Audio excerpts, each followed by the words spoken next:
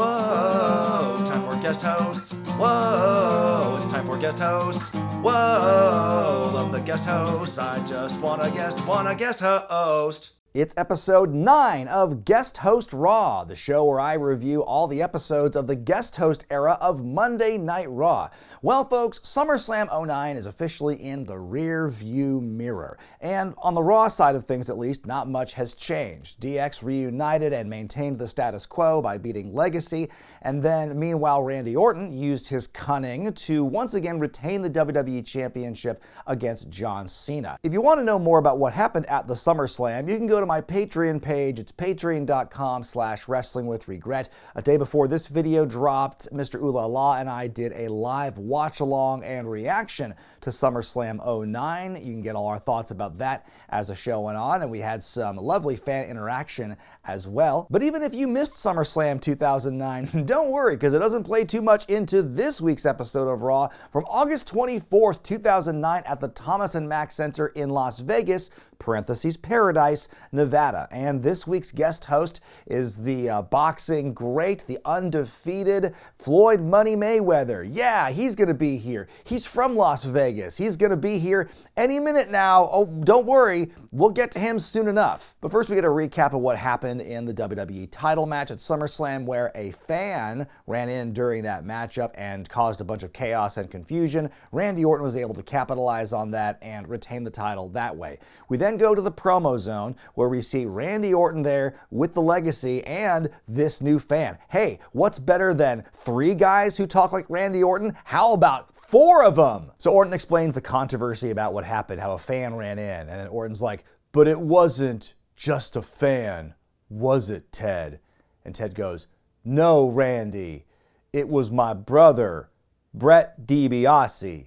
Brett bought a ticket to see me wrestle last night, but I never would have expected him to jump the railing. And then Brett says, I'm sorry, Randy. Oh my God, can we please get these guys some fucking acting lessons? But then Cody Rhodes chimes in and says, it doesn't matter because Orton would have retained the belt anyway. And then Randy reiterates he is the champion. And so then we go live to the arena. And again, they're hyping up that Floyd Maywheather is going to be in charge tonight. But first, here's the real guy who's in charge, the return of Mr. McMahon. He's got no tie on. He's doing a big pose. If you Google images of Vince McMahon, that's one of the ones that comes up, is him doing this arms out pose. But anyway, he comes out here. It's the first time we've seen him live since week 1 of this grand adventure of ours, where he passed the hosting baton to Batista. So he gets in the ring, and one of the first things he does is he reminds people about Floyd Mayweather coming, and that gets a mixed reaction at best, and Vince seems kind of amused by that. And then he reaffirms the fact that the referee's decision is final regarding Orton and Cena last night at SummerSlam, but he will put the two of them in a rematch in a pay-per-view in 3 weeks, which gets like boos from the audience because I think they were expecting to get it that night. But Vince was like, damn, calm down. There'll be other fun stuff on this show. But then he says, yes, it'll be at this new pay-per-view concept called Breaking Point, where every match is going to be a submission match. And this one is going to be an I Quit match between Cena and Orton. Oh, and by the way, if anyone interferes in that match, Orton will be stripped of the title immediately. And so Vince is very to the point. He makes these announcements. He says, thank you very much. Good night. But then, break it down. Da-na-na-na. Oh, shit. The other shoe just dropped. We know what's coming next. D-Generation X comes out fresh off their big victory the night before, and everyone sees where this is going because of the relationship between DX and the McMahons back in 2006. And Triple H starts off things by saying, I know you expected us to come in on a tank tonight, but Avis is charging an arm and a leg for rental fees. Also, I don't like good guy Vince McMahon. It's like Michael Vick at a PETA convention, which, gets a bit of another, at best, mixed reaction from the crowd. Kind of, oh, you shouldn't have said that one there. And they're like, why is Vince in such a good mood today? And Sean goes, ooh, I think it's somebody's birthday. And then they do this bit where Triple H is like, is it Dave Chappelle? And Sean's like, no. And Triple H is like, is it deaf actress Marlee Matlin? And this keeps going. And they're like, oh, who do we know who's old and crazy and incoherent? Why, it's Vince McMahon. He's turning 84, no, 74. And Vince has finally had enough of this. And he's like, I'm 64. And then they make fun of him for admitting that. And Vince is just like, leave, please leave. Like, Vince's delivery in this is pretty funny, how he's just like kind of defeated. He just wants to get this over with and just tell him to get out, please leave. But this is definitely a segment that feeds the ego of Vince McMahon, because for all the times throughout this bit where they're just making fun of him, they're also just like laying on thick, you know, how great Vince is. Oh, he's a genius, and if it wasn't for him, none of us would be able to watch and enjoy WWE today. So come on, guys, we gotta circle our wagons around this old pervert. So then Shawn's like, if you don't want to have a happy birthday, that's fine with me, but I still want to show everyone this tribute video. And it goes to this video package that starts off with this very sappy piano music. Oh, look at Vince. He's a family man. He's a nice guy. It's very touching and emotional. And then it's like record scratch. Let's see those text messages. Oh, actually, it's just the stand back performance from Vince. And then this montage of all these other moments where Vince has been humiliated over the years by DX and also Steve Austin and Donald Trump. It's fairly comprehensive. It's actually a really good, you know, compendium of all the times Vince has, you know, eaten shit on television, so to speak. So it really runs the gamut. This is basically like the McMahon DVD in a 2.5 minute, you know, package there. And Vince is all pissed. He's like, I'm never gonna forget this. And Triple H is like, actually, due to your advanced age, you probably will. And then he goes, well, how about this? This is the point in the segment where things take a real turn and it just gets to be so long and tedious and bizarre. We're like, why haven't we dumped out of this yet? We've got to move on to the next segment. So anyway, after this delay, we get this giant cake wheeled down the ramp, and they start to sing happy birthday, but then Triple H is like, no, we can't sing that. This is Vegas. We gotta like zhuzh it up a bit. We gotta class it up. We gotta make this a spectacle, a Vegas spectacle. We gotta have showgirls. So we get this whole row of ladies in the traditional Vegas showgirl getup, a gaggle of them coming down to the ring, and they all slowly enter the ring, having to duck through the ropes with their big headpieces on and plant big smooches on Vince's cheek. And Vince is just very flatly going, how long is this gonna go on? And just keeps going, because like, we have more. Here's some guys from Cirque du Soleil. And there's these two guys in like Zorro masks and white like pirate outfits and like stilt jumper pogo boots. I don't know what you call these things, but they're kind of like these like leg extenders that make you jump around. And they hop down the ramp, and then they get in the ring, and then you just see them hopping, jumping up and down over and over in the ring, as the announcers are losing it, and Vince is like, this is what every man wants on his birthday. I wonder if the pogo jumpers were like hoping to like get enough momentum to like do a flip or something, but the ring had too much give when they jumped down, so they couldn't get like enough height. So they just had to do like, yeah, splits. That's all we can do. It was just like, it was becoming agonizing. And they're not done. Out comes an Elvis impersonator, and Vince goes, that's the skinniest looking Elvis I've ever seen. And I was like, yeah, I mean, where's the honky tonk man? I bet he was pissed he missed out on a PO from this. So then Elvis makes Vince put on the shades. They sing happy birthday, and Vince again just goes, all right, enough of that. But wait, we're still not done, because we gotta find out, you know, what's in Chekhov's cake here.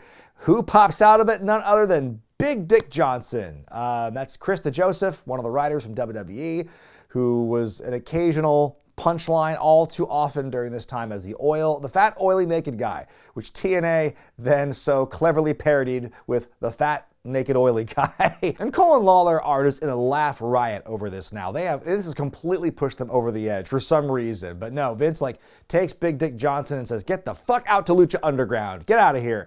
So then all these wild looking people then slowly exit the ring in like the most awkward single file line. Like, you know, there's like 4 sides to this ring, right? You could go out through at least 2 of them right now and it wouldn't make a difference. It's just awkward getting them to finally leave. So then finally, let's wrap this shit up. They want to give Vince one more present, and they're like, okay, we're just gonna push you ever so slightly to this spot over here, just a little closer. And as they're doing that, oh no, it's Legacy. They're gonna attack DX again, but this time, DX turned the tables and they kick Rhodes and DiBiase out of the ring, and Orton makes his way down the ramp to group with them. And then Triple H has the mic and says, I thought we taught you Legacy girls a lesson. And he says, since Floyd Mayweather isn't here yet, I'm gonna make this match. Wait, what? The host isn't here?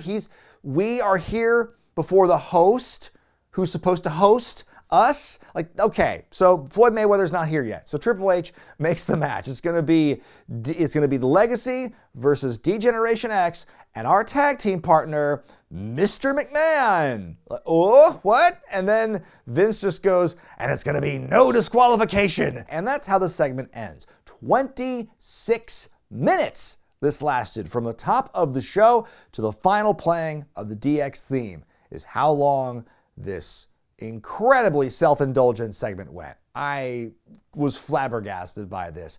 I'm like, boy, I guess I don't have to I'm not going to be reviewing much wrestling on this show today. Also, why does DX want a team with Vince McMahon of all people? Like, I know that at Mania 25, in the build to that, we got like a little bit of a reconciliation with like Vince and Triple H in the build against Orton and whatnot. But like, come on, you guys tried to murder each other back in 2006, and you ended up basically killing the McMahons off for a bit. This doesn't make any sense. They play a hype package for the guest host that hasn't arrived yet, apparently. It's the same video they played last week when they were hyping him up. And then we go to our first match of the evening, a half hour into this program, as The Miz 2.0 takes on Santino Marella. Of course, The Miz is continuing his, reascension up the card with this new look, this new attitude and whatnot. They're really putting that over, and he says he's gunning for the U.S. Championship, and this is his way back up. The match is very clearly, it's very heavy on The Miz. Santino makes a short comeback. He hits the jabs. He even hits a Kali chop at one point, which I appreciated. But The Miz is able to get out of the way of the diving headbutt, hits a skull-crushing finale.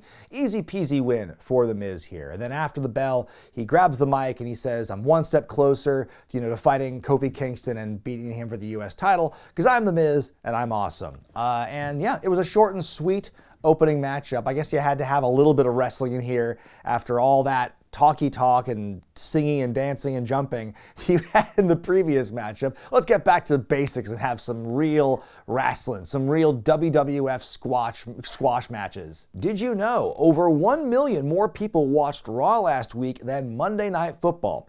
And in case you're curious, the Giants beat the Panthers at home 24-17. Our next matchup here is a 6-diva Mayweather melee match, as you've got the baby faces, Mickie James, Gail Kim, and Kelly Kelly, versus the heels, Alicia Fox, Rosa Mendez, and Beth Phoenix. And this is all per the order of the guest host, who still hasn't arrived yet. I guess he has the power to make matches like over the phone. Maybe he writes out an email or a form and he submits the matches he would like to present while he is late. By the way, Floyd Mayweather lives in Las Vegas. I know it takes for fucking ever to get anywhere in that city, but come on, this is why you have to plan your commute earlier. And by the way, Gail Kim here, fresh off her concussion from the previous week, she sustained in that match with Mickie James. She and Mickie are just friends again. Everything water under the bridge with that title match they had. Like, what was the point of making Gail the #1 contender and having that matchup if you're not going to really do anything with it? And so this is, very boxing themed matchup. All the ladies are dressed in, the boxing gimmicks. They are not wearing boxing gloves. They're wearing MMA gloves. So this match is very much like the ZZ Top legs match, where all the offense they could do had to do with legs. And so this one is all punching. That's all these ladies do here, is just punching, striking, using their fists. That's what you do here in a boxing style matchup. And Mickie James, who, poor her, she is not wearing appropriate shorts for this. They're falling off of her. But she's beating down on Alicia Fox. She's got boom, boom, boom, knocks her down, and then goes to pick her up. And after a little struggle, Alicia just kind of throws her into the corner. Mickie sells it for a while. Alicia hits the axe kick and pins to beat her. She, again, the Divas champion, losing a tag team matchup, clean as can be.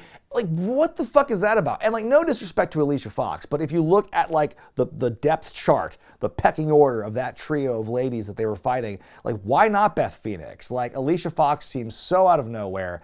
I can't wait for them to do nothing with this based on all the past history that I have seen in the last 8 weeks. We then go to a very weird backstage segment here, not through any fault of the people who were in charge of putting this together, by the way. So we start off backstage, DX is there, and Triple H is looking over the brand new Rise and Fall of WCW DVD, featuring nothing but the truth as told by the winners with no rewriting of history whatsoever. And so, Sean is worried about them teaming with Vince McMahon. Like, he's an older guy. Why is he on our team?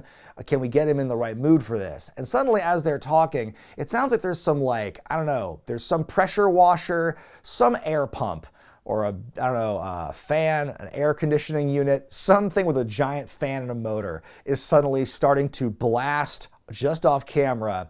And it's not part of the skit, so these guys are just like having to talk, and then they're like, what is that noise? We have to start shouting this conversation now. And now they have to do this whole thing where they're stuck there in that spot where the machine is whirring, and they're like, how do we get Vince ready for this match? We have to get him angry, but how are we gonna do it? And then a great recovery though, great bit of improv by Triple H here. As he's shouting, the sound stops. He still goes, no, why am I shouting? So then Triple H is like, I came up with an idea, and if I'm right, he should be fuming right about now. And then we cut to Vince in his office, just looking off in the distance somewhere, at nothing in particular, we don't know. And suddenly we hear the singing of Jillian Hall. She is dressed like Marilyn Monroe, and she's doing the Happy Birthday, Mr. President thing for Vince. And as she's singing it and trying to be all sexy, Vince just snaps on her and goes, get the hell out of my office. And that's the punchline. That was Triple H's idea to get Vince McMahon mad, was to send Jillian Hall off to sing. It was a very weird strategy. One way to get Vince mad is threaten him with a lockbox. It's Jericho time. The Unified Tag Team Champions make their way to the ring, and thank God they fixed that theme. It's not the big show anymore. It's like Crank the Walls Down. It's a proper hybrid theme, which incorporates the lyrics from Jericho's, the lyrics from the Big Show's, and it's all in the same key. It's wonderful. So anyway, and by the way, Big Show is in his purple people eater phase, based on the singlet here. They are standing in the ring, and Big Show says, he's addressing his comments to Floyd Mayweather, I haven't forgotten about what happened between us at Mania 24, and it's a good thing that you're not here yet, otherwise I would squash you like a bug. But, until you get in this ring, I'm not leaving. And then Chris Jericho just goes, yeah, and I'm not leaving either. Yeah, that's just funny. The whole little toady small guy hiding behind the big guy and him getting the last word in like he's a tough guy, that will always make me laugh. But then suddenly we cut to the back and there he is, the man of the hour, the guest host, Floyd Maywheather, surrounded by his posse, slowly walking their way to the ring as deliberately as possible. Don't want to rush anything for the entirety of the commercial break, it would seem, because we come back from the break, we're at the top of the second hour. We have finally now seen this guest host. He is the undefeated. He is the champion in multiple weight classes. Floyd Money Mayweather is here as your guest host, and he is also surrounded by his posse who are wearing the t-shirts advertising his upcoming fight with Juan Manuel Marquez a few weeks after this, and that's a part of the big deal. They're really hyping. That's what he's got to plug tonight, is the big fight. So Floyd grabs the mic and he says, Monday Night Raw. That's right, the Money Day. And he turns his attention to the Big Show, and I guess he went to the same acting coach as Randy Orton and the rest of Legacy, because he goes to him and he says, you know what I did to you last year at WrestleMania, and I will do it again tonight. But I've got a pay-per-view bout on September 19th that's more important. Again, don't you love it when the guest hosts or WWE itself bury their own product in favor of whatever the guest host is promoting? It's less important to me than this right now. So anyway, Jericho steps in and says you say you're the best boxer in the world, but I disagree. I think you're a great promoter. I think you're a great showman, but as a boxer, I don't think you're very good. Oh shit, them's fighting words, son. He said he wasn't very good. Oh my God. And it got a bigger pop when he said that Marquez is gonna beat your ass at the pay-per-view fight. The Big Show chimes in and says that after that fight, Jericho and I will come into the ring after Marquez has laid you out, and we'll pick the bones and wipe you off the face of the earth with what's left. Could you imagine? Again, I love the idea of the Big Show and Chris Jericho just fucking up major mainstream sports for all of 2009. Like they attack Shaquille O'Neal and LeBron James. They put them out of action. Oh, and they take Floyd Mayweather out of boxing. Can no one stop these two? Suddenly MVP's music plays. Good Lord, we've had more entrances and promos than we will have had wrestling by the end of this night. So MVP comes out and he says, hey, Floyd's made me a lot of money over the years, so he's cool with me. He calls the Big Show a big dummy. He calls Chris Jericho Christina over and over again, and he tells the Big Show he's got no friends, and then Jericho's like, he is my friend! And MVP says, well, hey, Jericho, you know, the only reason you're here right now is because you're a tag team champion, but if you lost those belts, you wouldn't be here anymore. And then Big Show's like, yeah, who are you gonna fight with? And so MVP asks Mayweather, hey, could you do me this favor, since you're the man in charge? If I find a tag team partner and we beat these guys in a non-title match tonight, can we get a title match at Breaking Point? And Mayweather says, that sounds like a great idea. Let's do it right now. And so then MVP brings out his partner, the strongest man alive, Mark Henry. We come back from break and the match is already in progress. MVP taking all the heat in this one. Big Show with this big full Nelson, then turns into an up and down slam. Really good cutoff work by the heels and preventing the hot tag from being made. In fact, this match goes through another commercial break. We got to catch up with all the bullshit we did in that first half hour. We just got to get as much wrestling on as we can now. So Henry finally gets the tag in. He looks unstoppable at first. It's a really cool sequence where Jericho goes for the code breaker, Henry blocks it and turns it into the strongest slam alive attempt, but Jericho counters that into a DDT. I thought that was really cool. So MVP tags back in again and is immediately beaten up again. Mark Henry checks the Big Show out of the ring. There's all this chaos and confusion, and for whatever reason, like the referee is just right in Mark Henry's face. Even though he's back in the corner, he's just talking to him. He's sharing that cookie recipe for days and days as Floyd Mayweather finally gets up and takes the brass knuckles that he was holding and puts them on MVP's hand. So again, referee is very distracted, unnecessarily so at this point. MVP punches Jericho with the loaded fist, the cover, the win. Once again, some champions lose, but who cares, because that's how we have number one contenders. MVP and Mark Henry have won, and now they're going to go on to Breaking Point to challenge for the titles. I thought it was a good match. I thought MVP had great babyface fire, and Jericho and Big Show did great heel work. It's to be expected. I thought they managed to, continue to build that lore, so to speak, the feud between the Big Show and Floyd Mayweather. But again, it's never fun seeing champs lose so much. Everyone loses in WWE, but few truly win. We're backstage in the Legacy locker room. We see Cody and the DiBiase brothers having a chat when Randy Orton walks in and says, "You head out of here, Brett DiBiase, and never return to WWE television again." And that was pretty much the last appearance of Brett DiBiase on the main program.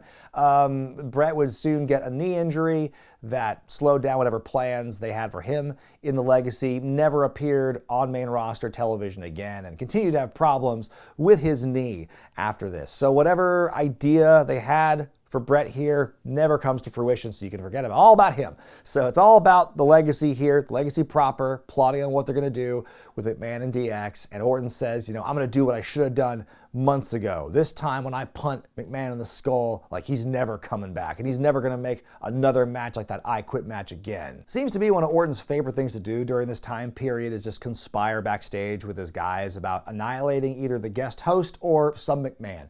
Anyway, we go to our next matchup now. It is a boxing exhibition as Chavo Guerrero takes on Hornswoggle. But the big twist is Chavo's got to wear those big novelty gloves that don't do anything.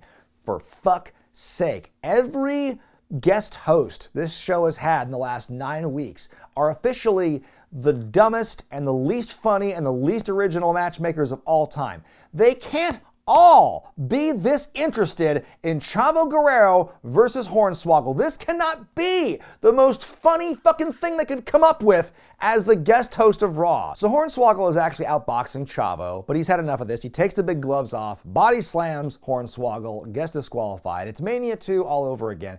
So he's really starting to lay into Hornswoggle here, but suddenly Evan Bourne shows up to make the save, and he hits Chavo with the shooting star press, and he saves little guy Hornswoggle. You know what?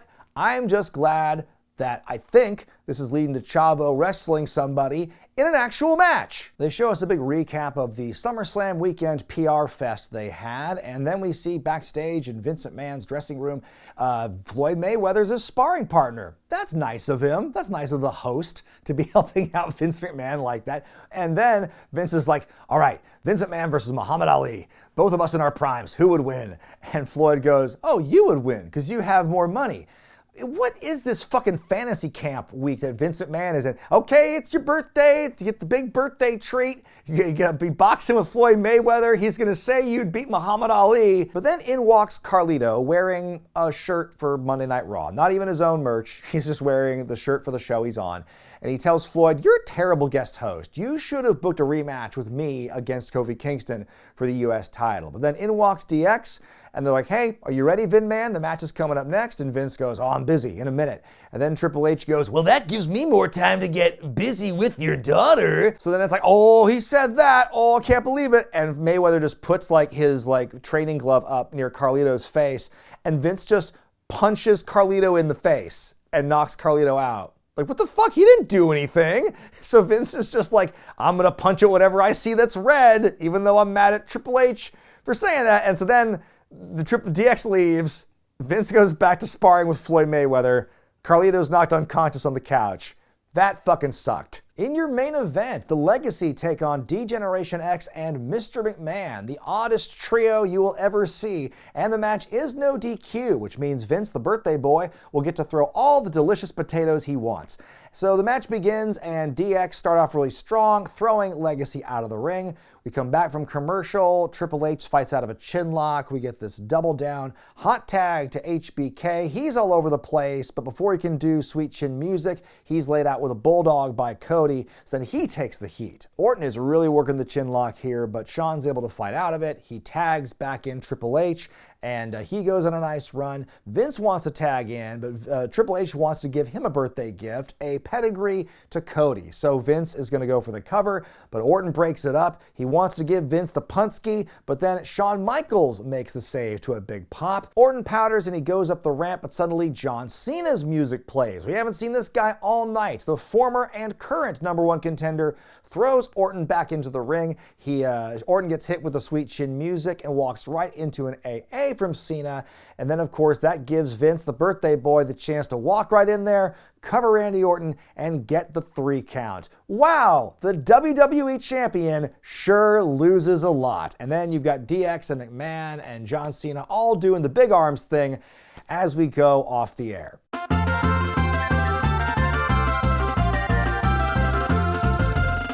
Well, this was a match befitting Monday Night Raw. I will say that much. This feels like a match that was made to say, wow, this is a crazy thing. Could you ever imagine this happening only on Monday Night Raw? But it's just a weak use of Vince McMahon. It's a weak use of the no DQ stipulation. The only reason it came into play was at the end for John Cena. And yeah, we clearly needed Vince to get his heat back on Orton from the punt after all this time. That was really necessary. Other than that, fine work between the actual wrestlers, good story being told, and baby faces win and the champion loses a lot. What else is new? So we're finally done with this week's episode of Raw. It was light on wrestling, but was it big on fun? No, I give it 2 out of 5 for my rating here. That opening segment, that really had everything, didn't it? I feel like the only way you could enjoy that was if you were watching it through like a Tim and Eric or an Eric Andre kind of lens where you just look at the absurdity of it all.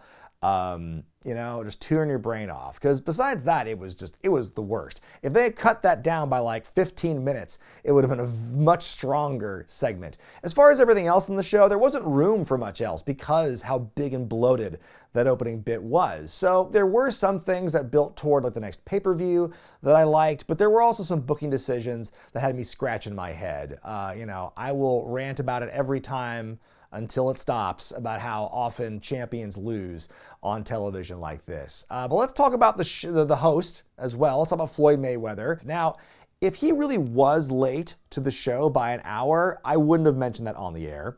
It might explain why that opening segment went so long, was because they had to fill for time or whatever.